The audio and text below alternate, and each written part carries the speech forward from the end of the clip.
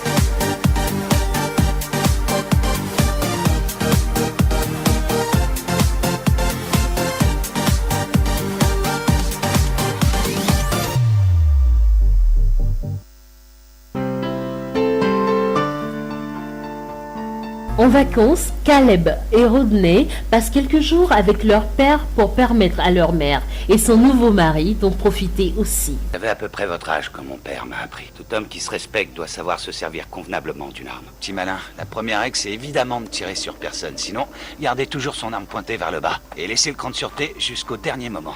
Ok, c'est le petit bouton qui est là. Quand c'est rouge, ça veut dire que t'as enlevé la sûreté et que le coup peut partir. Donc plus de sûreté, tu peux crever. Plus de sûreté, tu peux crever. Quelques heures après, le papa les emmène dans les bois pour leur apprendre à tirer au fusil. L'apprentissage qui fascine les garçons au début tourne vite au cauchemar. Comment s'en sortir? Bien joué, sacré tir. Voilà, maintenant t'as compris que c'était pas un jouet. Faire ton nom dans la neige. Toute la nature pour aller aux chiottes. En fait, faut être bien stable sur ses jambes et appuyer sur le sol, caler la crosse contre son épaule. Et ensuite, il reste plus qu'à... Regardez. Ouais, t'as assuré. Oh. Je croyais que je l'avais raté. Edge of le film de ce mercredi à partir de 23h05.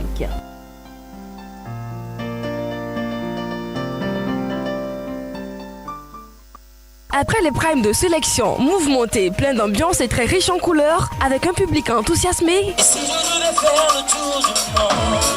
voici encore une nouvelle aventure pour les 8 meilleurs talentueux et chevronnés qui s'affrontent dans un duel en live. C'est 12 novembre 2016. Pour la grande finale, Campus en live saison 3. 6 universités dans une compétition. Université de Lomé, UKO, ISM Adonaï, IFGI, ITS La Maîtrise et l'École supérieure des affaires s'affronteront. C'est 12 novembre 2016. À 19h à Agora Senghor, autour du trophée du roi ou de la reine, des ambassadeurs de la musique universitaire. Artistes invités, Bibi Reine, Bibi Shmola et Kana. Entrée 1000 francs, 2000 francs, réservation 5000. Étudiantes et étudiants des universités, venez nombreux soutenir vos candidats pour la victoire finale. C'est samedi 12 novembre 2016 à l'Agora Senghor. Campus en live, nous sommes au service de l'intégration interuniversitaire. Un événement Peace Forever.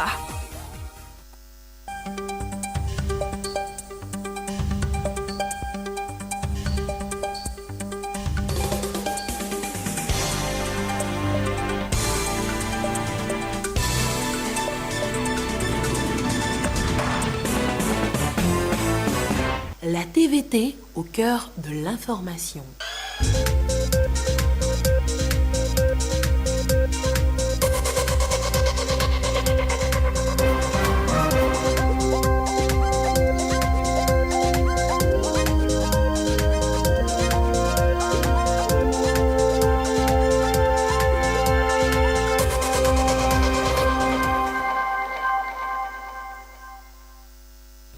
Le 22h d'aujourd'hui, le tour du monde de l'actualité, c'est le jour J. Aux États-Unis, Hillary Clinton ou Donald Trump, 226 millions d'électeurs, sont appelés à trancher. La candidate démocrate appelle à une Amérique généreuse et ouverte d'esprit, tandis que son adversaire républicain prône de faire de l'Amérique une priorité. Nous connaîtrons le nom du vainqueur vers 3 heures du matin. Au Togo, les valeurs civiques et citoyennes tiennent à cœur au gouvernement. Les lauréats du concours lancé pour amener les hommes de médias à intensifier l'éducation et la sensibilisation sur la nécessité à tout citoyen togolais de s'approprier les valeurs républicaines ont reçu de leur chèque ce matin. Et puis, l'actualité, c'est aussi cette rencontre de formation sur l'outil d'analyse des options de politique sociale en matière du bien-être des populations, une initiative du gouvernement appuyée par le BIT et l'OCDE dans la perspective de l'extension de la couverture sociale à tout citoyen. C'était là les titres. Mesdames et messieurs, bonsoir. Merci de votre fidélité à la télévision togolaise. Je suis avec vous pour ce 22h du mardi 8 novembre. Et tout d'abord, le Conseil des ministres de ce mardi, le gouvernement s'est réuni sous l'autorité du président de la République, Faure Sozimna Gnassingbé, l'essentiel avec le ministre de la Communication, de la Culture, des Sports et de la Formation civique, Guy Madje Lorenzo. Le Conseil des ministres s'est tenu ce mardi 8 novembre 2016 au palais de la présidence de la République, sous l'autorité du président de la République, son Excellence M. Faure Sozimna Gnassingbé. Au cours des travaux, le Conseil a examiné en première lecture un avant-projet de loi, adopté 2 décrets, écouté 5 communications et de divers. Le projet de loi examiné en première lecture par le Conseil porte révision de la loi numéro 2004-005 du 23 avril 2004 relative à la protection sociale des personnes handicapées. Le premier décret adopté par le Conseil porte organisation et fonctionnement du spectre des radiofréquences au Togo. S'inscrivant dans la démarche de renforcement du cadre réglementaire et institutionnel ainsi que de la modernisation des infrastructures et des services du secteur des postes et des télécommunications, le présent décret, pris en application de la loi numéro 2012-018 du 17 décembre 2012, porte organisation et fonctionnement de l'Agence nationale du spectre des radiofréquences.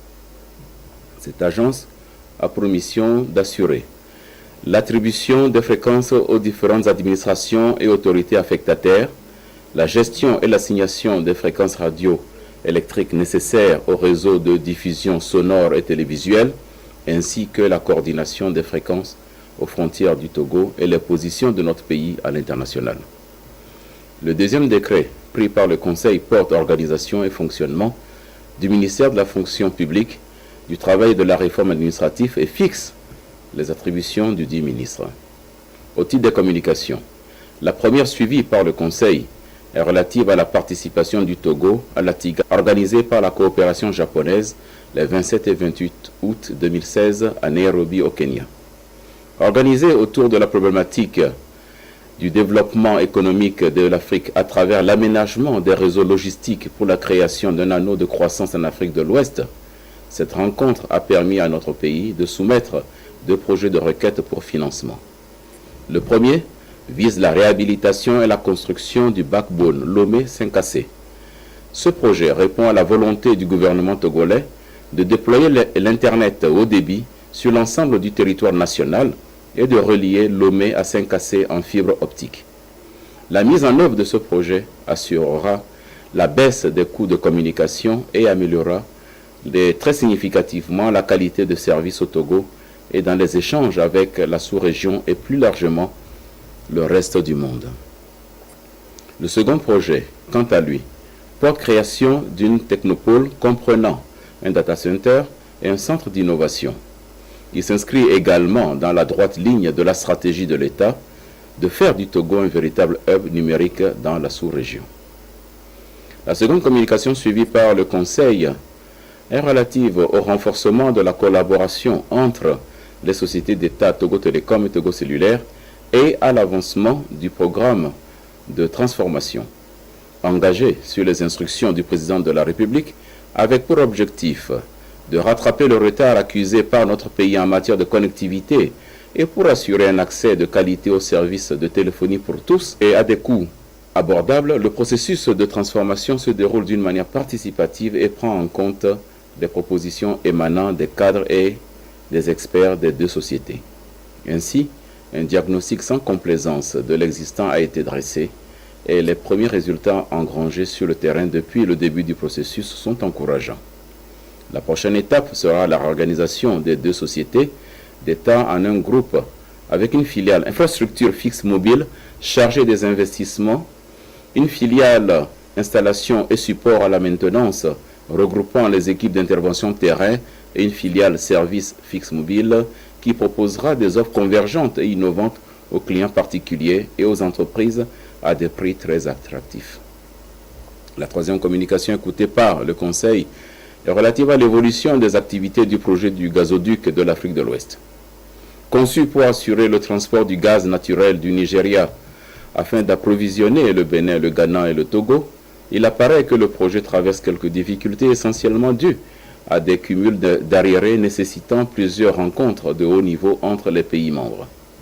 Un plan de redressement du projet assorti d'un chronogramme d'exécution a été adopté par le comité des ministres chargé de ce secteur lors de la réunion de haut niveau tenue à Accra le 6 octobre et augure d'un retour prochain à la normale. La quatrième communication suivie par le Conseil fait état des importants besoins en ressources humaines constatés au niveau du ministère de l'Agriculture, de l'Élevage et de l'Hydraulique. En effet, afin de soutenir la dynamique positive constatée dans le secteur agricole qui contribue aujourd'hui à plus de 40% au PIB, mais aussi du secteur de l'hydraulique et de l'assainissement qui connaissent une nette amélioration, le renforcement des ressources humaines du ministère devient une nécessité. Le Conseil a pris acte de ces besoins. Enfin, le Conseil a suivi une cinquième communication relative au 15e forum AGOA, tenu à Washington du 22 au 27 septembre 2016. Ce forum, qui a réuni les ministres chargés du commerce des pays africains éligibles au programme AGOA avec leurs homologues américains, a permis d'échanger essentiellement sur le bilan et les perspectives du programme et l'après-AGOA à partir de 2025. Les pays membres de l'AGOA se réunissent annuellement, une fois aux États-Unis et une fois dans l'un des pays membres. À l'issue des travaux, il a été décidé à l'unanimité des participants que le prochain forum AGOA se tienne au Togo. Le Conseil félicite le chef de l'État pour son leadership qui a permis aux pays membres et aux États-Unis de retenir notre pays pour abriter cette conférence. Prendront part à cette réunion plus de 1000 participants venant de 38 pays. Une délégation américaine est attendue dans les prochains jours dans notre pays afin de finaliser un chronogramme de l'organisation de cette réunion pour laquelle notre pays a déjà entamé les préparatifs. Au titre des divers, le Conseil note avec satisfaction les avancées obtenues dans le processus du Millennium Challenge Corporation. En effet, le Togo a engrangé 2 nouveaux points, portant son score de 10 à 12 points sur 20. Il était demandé au gouvernement de poursuivre les efforts afin d'obtenir de nouveaux points, nous rapprochant du score final. Le Conseil a adressé ses félicitations au chef de l'État grâce à qui ces succès ont été enregistrés, ainsi que l'équipe chargée du MCC au Togo. Le Conseil a également été informé du prochain tournoi de l'UEMOA qui se tiendra au Togo du 26 novembre au 3 décembre 2016. Lancé en 2007 à l'initiative de la commission de l'UEMOA, la Coupe de l'intégration ouest-africaine vise à créer un espace de brassage et de partage entre les peuples et les jeunesses des pays membres et à favoriser la culture de l'intégration en rassemblant les équipes nationales de football des 10 pays composés exclusivement des joueurs locaux et évoluant dans l'espace communautaire. Initialement prévu pour se tenir en novembre 2014, cette 7e édition a dû être suspendue à cause de l'épidémie de fièvre à virus Ebola au lendemain du tirage au sort effectué à Lomé le 27 septembre 2014. Sous l'impulsion du président de la République, l'UEMOA a renouvelé sa confiance au Togo pour abriter cette manifestation sportive, facteur de cohésion et d'intégration des peuples de l'espace de notre communauté ouest-africaine. Le Conseil a également pris connaissance de la célébration au Togo de la Journée mondiale de l'habitat, dont le thème cette année est « Le logement d'abord ». Les manifestations relatives à cette journée s'étaleront du 10 au 12 novembre 2016 et se dérouleront sur le site de la cité Mokoko à Adidogomé.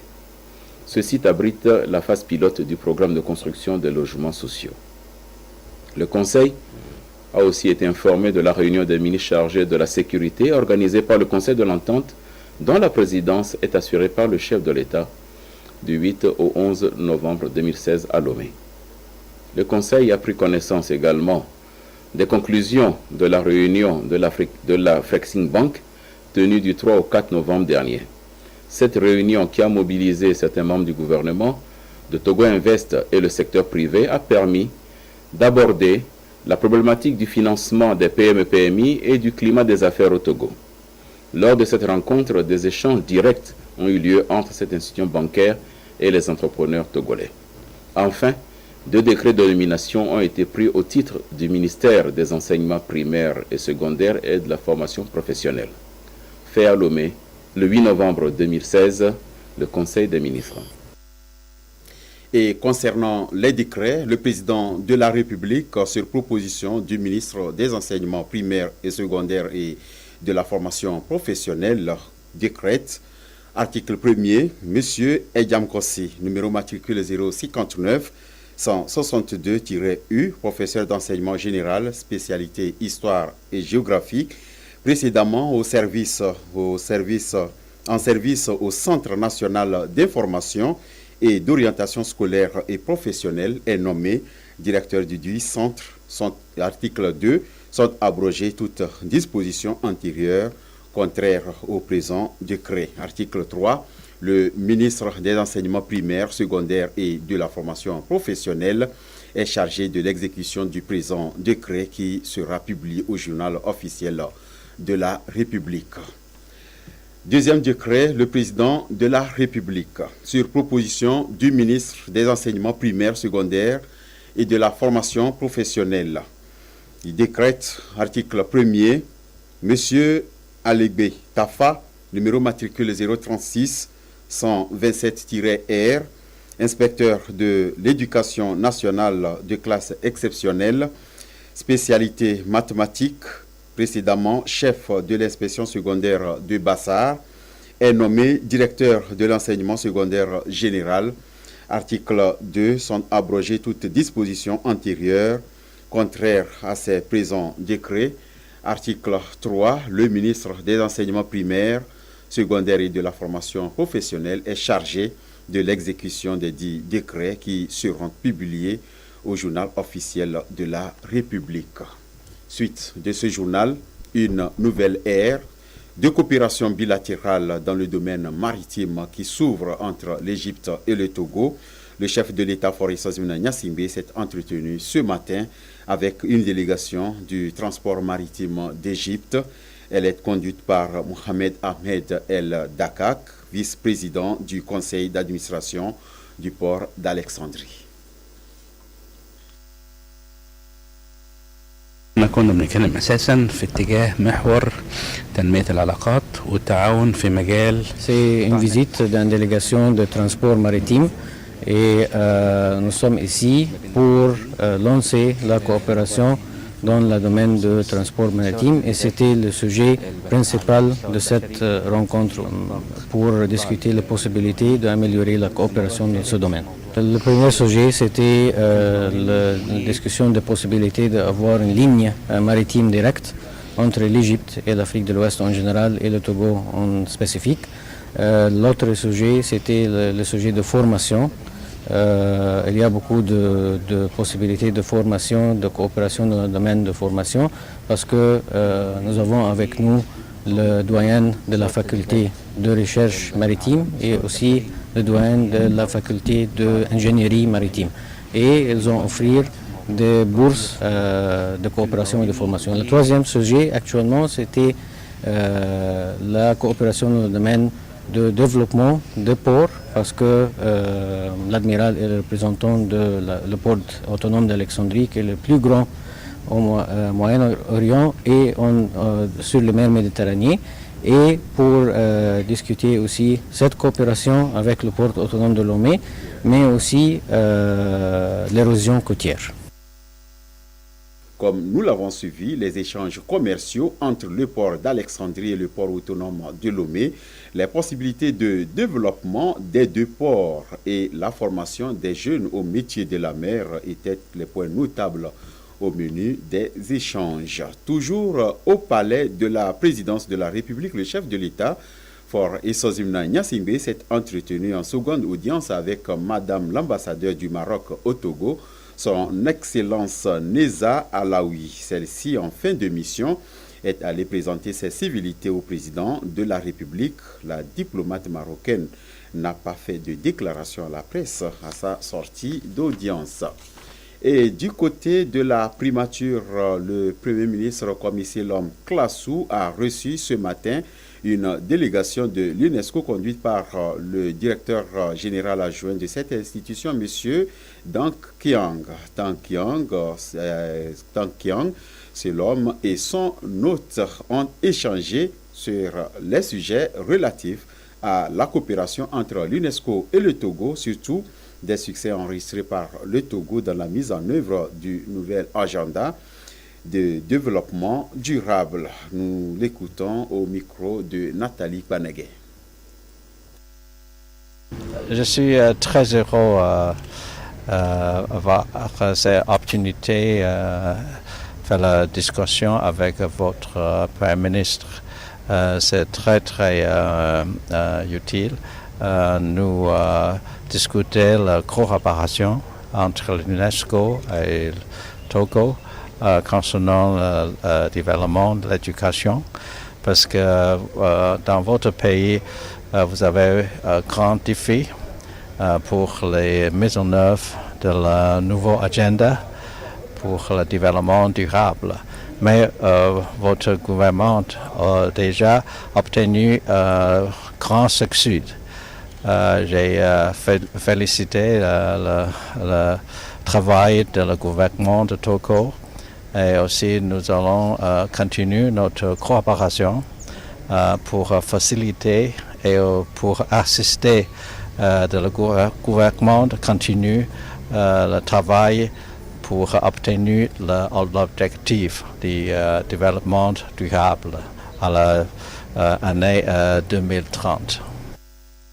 Direction d'Apan, où les conseillers pédagogiques des enseignements du préscolaire et du primaire des régions centrales Kara et Savane sont en session de formation à l'ENI de Dapan. Un renforcement de capacité qui vise une pédagogie active, mieux un enseignement de qualité au Togo. Désiré Aloy.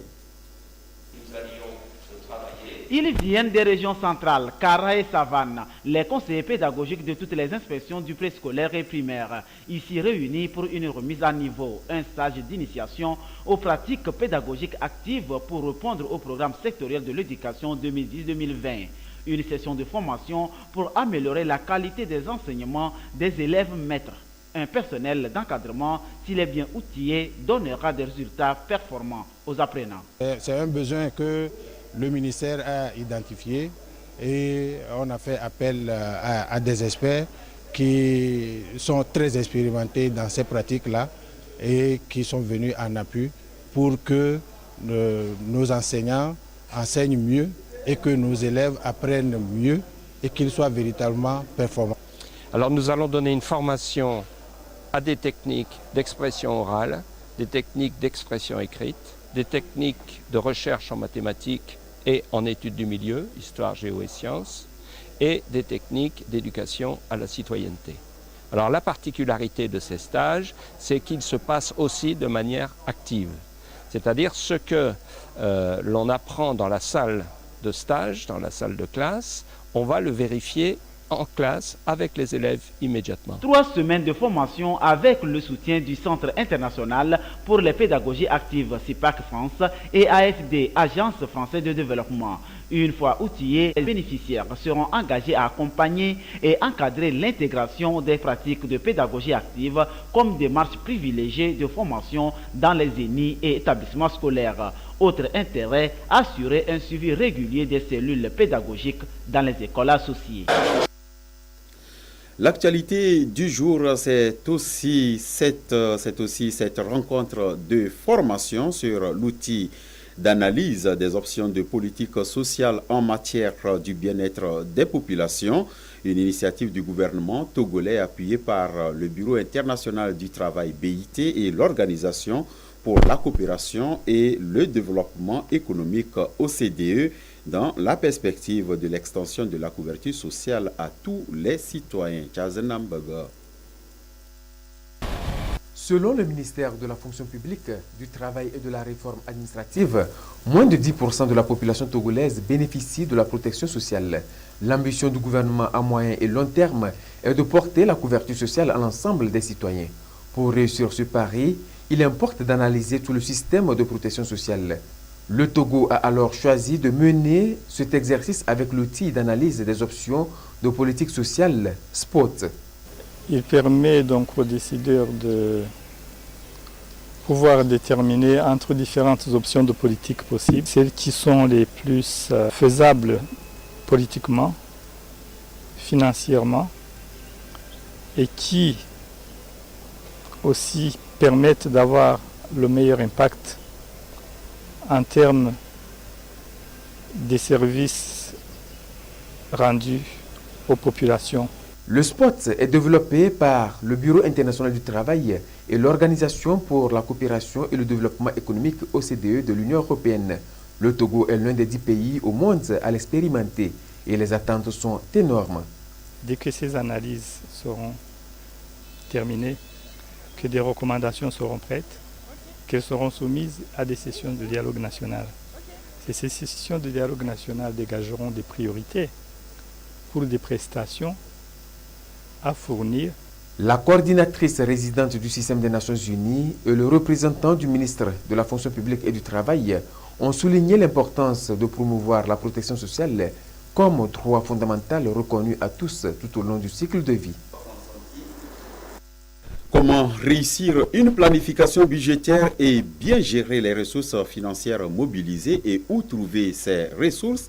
Ce sont les 3 questions fondamentales qui retiennent depuis ce matin à Lomé l'attention des directeurs financiers et chefs comptables des agences membres de l'Association africaine des travaux d'intérêt public Africa-Type. Et à quoi serviront les résultats de ces échanges? Les précisions avec Carmen Madjé Akapo. Les agences d'exécution des travaux publics, à l'instar d'AGETUR, jouent un rôle important dans le développement socio-économique des pays. À ce jour, le volume des travaux exécutés par ces agences réunies au sein de l'Association africaine des agences des travaux d'intérêt public Africa-Type s'élève à 7 milliards de dollars US. Il convient donc de mieux préparer les acteurs en charge des finances de ces agences à mieux s'adapter au processus actuel de mondialisation des économies et la libéralisation du secteur de la maîtrise d'ouvrages délégués. Puisqu'il y a une évolution disons très rapide, très fulgurante aujourd'hui de toutes les sciences. Le NTIC étant là, il faudrait que les DAF et les chefs comptables puissent s'adapter aussi correctement pour faire des prévisions budgétaires, pour pouvoir, disons, améliorer la présentation des comptes. Et pour pouvoir mieux travailler, nous devons nous adapter à toutes les sources de financement. Il y a la Banque mondiale, l'Union européenne, l'UEMOA, et toutes ces sources de financement n'ont pas les mêmes procédures. Il faudrait effectivement que les chefs comptables et les directeurs administratifs financiers puissent s'adapter, disons, aux présentations, disons, selon chaque bailleur de fonds. Depuis sa mise en place en 1993, l'Association africaine des agences des travaux d'intérêt public Africa-Type a su promouvoir la coopération entre les pays africains en matière d'exécution des projets. Elle compte aujourd'hui 20 agences basées dans 17 pays d'Afrique, dont le Togo. Les valeurs civiques et citoyennes tiennent à cœur au gouvernement. C'est dans cette optique qu'un concours a été lancé pour amener les hommes des médias à intensifier l'éducation et la sensibilisation. Si nous pouvons avoir des images sur la nécessité à tous les citoyens togolais de s'approprier les valeurs républicaines afin de bâtir ensemble une nation unie, prospère et attrayante. Alors, la montagne a accouché d'une souris et ce matin a lieu la remise des chèques aux lauréats. L'initiative est à mettre à l'actif du ministère en charge de la formation civique. Et toujours médias et développement, bientôt une fédération des maisons et centres de presse pour l'ensemble des pays de l'Afrique de l'Ouest, si tout va bien. Les hommes des médias de la sous-région sont en forum depuis ce matin à Lomé. pour réfléchir. Ils sont en forum depuis ce matin à Lomé pour y réfléchir comment mettre sur pièce cette fédération. Alors, une telle structure pour relever quel défi? Je ne vous en dis pas plus. Les explications avec Medina Salami Bacha. Les responsables et acteurs des médias de l'Afrique de l'Ouest vont revisiter les rôles et missions des maisons et centres de presse, mettre en place un réseau d'échange d'informations et aider à la création d'une fédération. L'ambition est d'amener les maisons de presse à jouer efficacement leur rôle. Au terme des réflexions que nous allons mener sur les thématiques qui sont la mission et les rôles des maisons et centres de presse, le financement des maisons et centres de presse, la stabilité des maisons et centres de presse. Je pense qu'au sortir de ces travaux, nous pourrions effectivement mettre en place cette fédération. Cette fédération va promouvoir et renforcer les capacités des maisons et centres de presse dans les pays où ça existe et de les créer là où ça n'existe pas. Le ministre de la Communication a encouragé l'initiative. Selon lui, cette fédération, lorsqu'elle verra jour, redonnera un nouveau visage à la presse qui est confrontée aujourd'hui à de nouvelles exigences. La plateforme que vous vous engagez à mettre en place vous accorde un privilège certain, non seulement auprès des autorités étatiques que nous sommes, mais aussi auprès de potentiels partenaires multilatérales et bilatérales qui seront par un mouvement d'ensemble apporter leur appui à l'ensemble des maisons et centres de presse de la région ouest africaine. La première étape, et sans doute la plus importante, reste donc l'autocritique et l'auto-analyse du contexte dans lequel vous évoluez et les possibilités qui vous sont désormais offertes. L'idée de fédérer le dynamisme et l'énergie des professionnels des médias est soutenue par l'Organisation internationale de la francophonie, l'OIF.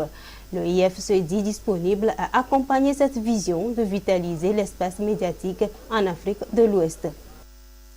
Le renforcement des capacités des agents des administrations douanières à lutter contre les criminalités liées aux espèces sauvages menacées d'extinction. Cette préoccupation est au cœur d'une rencontre régionale à Lomé, organisée par l'Office togolais des recettes et l'Organisation mondiale des douanes. Ce rendez-vous de Lomé entend donner aux agents des différents pays présents les moyens nécessaires à la lutte contre les trafics illicites des espèces protégées. Augustin Kossi pour les précisions.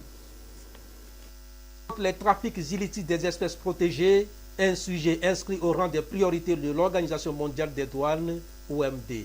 Les experts ici présents à Lomé vont passer en revue les meilleures pratiques en matière d'investigation, d'enquête, de livraison surveillée, ainsi que l'organisation des opérations de contrôle. Qu'on est sur une menace extrêmement sérieuse et particulièrement importante pour l'Afrique et tout son potentiel, tout son capital, son capital environnemental. Donc on essaie à travers ce programme, et l'OMD en est le principal acteur, de renforcer les capacités de lutte contre la fraude des différentes douanes du monde, faire en sorte qu'on puisse parler le même langage. Parler le même langage, cela sous-entend échanger des informations, coordonner les actions au niveau régional en vue de lutter efficacement contre les braconniers. Il est question aussi de revisiter les techniques de renseignement, de collecte d'informations des administrations douanières en charge de la protection de la faune et de la flore. Nous avons cette obligation de mener un certain nombre d'actions de protection dans le cadre surtout de la convention CITES qui voudrait que les espèces de la faune et de la flore menacées d'extinction soient protégées. Les assises de Lomé permettront aux différentes administrations de mutualiser leurs efforts afin d'adopter une approche globale et régionale pour renforcer leur capacité de lutter contre les trafics des espèces contrôlées et autres produits contrefaits. Le président de l'Assemblée nationale informe les députés que la 4e séance plénière de la 2e session ordinaire de l'année aura lieu le jeudi 10 novembre 2016 à 15h au Palais des Congrès, siège de l'Assemblée nationale. L'actualité aujourd'hui, c'est bien l'élection présidentielle aux États-Unis d'Amérique, qui de Hillary Clinton ou de Donald Trump, les Américains, mais aussi les deux candidats ont accompli ce jour leur devoir civique Plus de 226 millions d'Américains mobilisés depuis ce matin à aller voter. Alors, suivant le reportage de nos confrères de France 2. Elle a le sourire figé de ceux qui savent que l'histoire est en marche. Au moment de mettre son bulletin dans l'urne, Hillary Clinton le sait, rien n'est joué. Mais les sondages lui sont favorables. Quelques heures encore et elle pourrait devenir la 45e présidente des États-Unis, la première de l'histoire. Je ferai tout ce qui est en mon pouvoir si j'ai la chance de gagner aujourd'hui. En plein cœur de Manhattan, Donald Trump, accueilli lui par des huées devant son bureau de vote. Le milliardaire républicain joue aujourd'hui qui tout double et ne manque pas une occasion de faire le spectacle. Je suis ton futur président. Allez, top là. Confiant jusqu'au bout, avec un sens de la communication bien à lui. C'est combien? $1? Allez, tiens, voilà 10. Tu vas pouvoir te faire un petit profit. Donald Trump mise tout sur l'impopularité de sa rivale pour remporter son pari fou. Mais la mobilisation des électeurs pourrait vite sceller son sort.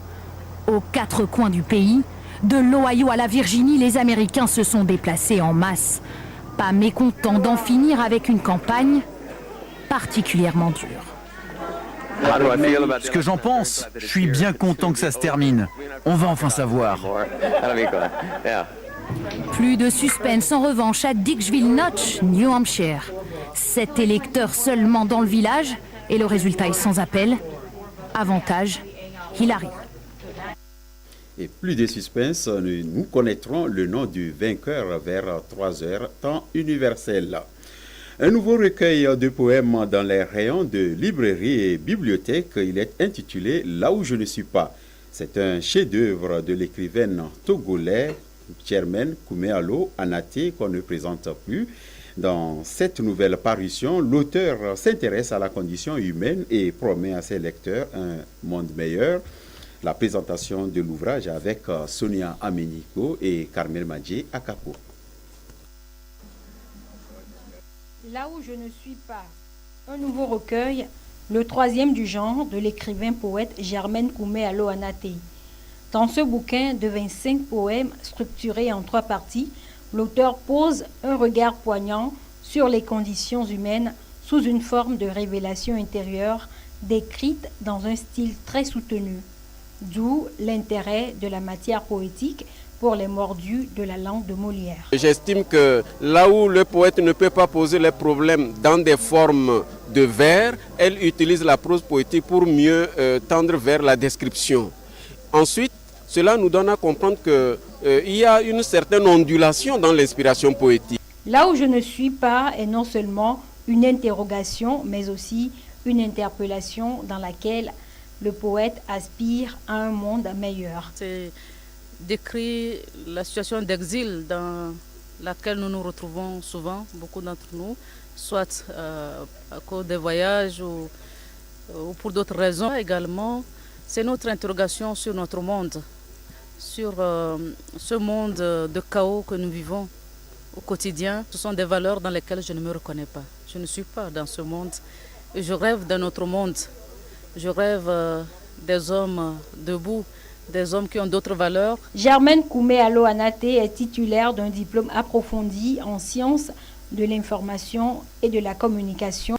Elle est aussi enseignante-chercheure, directrice du Centre d'études et de recherche sur les organisations, la communication et l'éducation CEROS. Voilà, fin de cette édition. Merci de nous avoir suivis. Vous êtes nombreux d'ailleurs du côté de Washington et de New York. Passez une excellente nuit. Au revoir.